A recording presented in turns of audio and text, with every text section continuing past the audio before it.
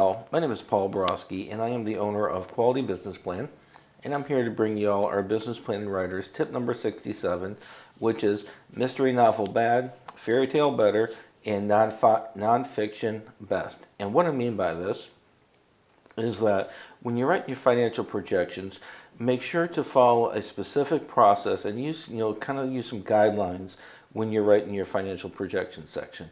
And so what I like to do when I start my financial projection section is to start with a brief introduction. And this introduction is almost like a fairy tale. This is what I hope to have happen.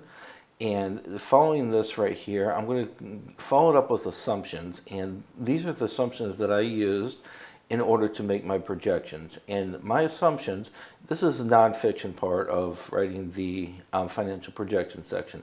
These are the basis of what you assumed, when you're writing the projections. And these, again, this is the nonfiction part. This is a real thing. For example, for this section right here, we do project that the initial starting budget is going to be $1,000. The growth rate for the first 12 months was 3% each month.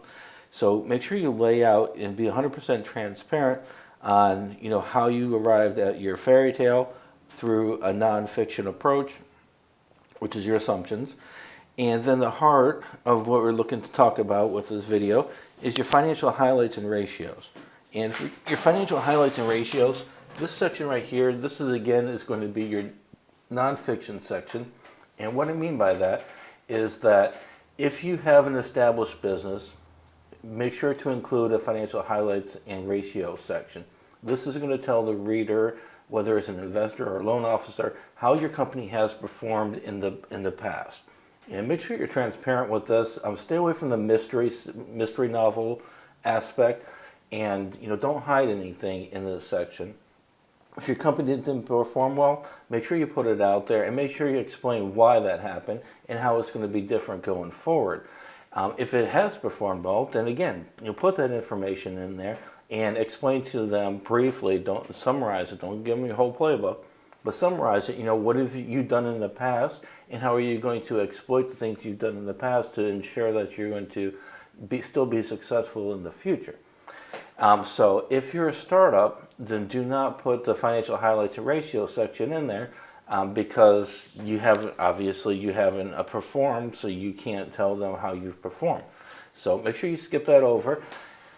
And hopefully this information is helpful when setting up to explain your financial section. But also, if you check this out, I go through a page and a half of information before I even start talking about my financials. So you got to make sure you prepare the reader, set the foundation for them to know what to expect when they take a look at your financial statements. So hopefully that information was helpful. And if y'all are looking to start a company, then please pick up my book right here. It's on Amazon. Starting a business is like playing a video game. Here are the level sheets.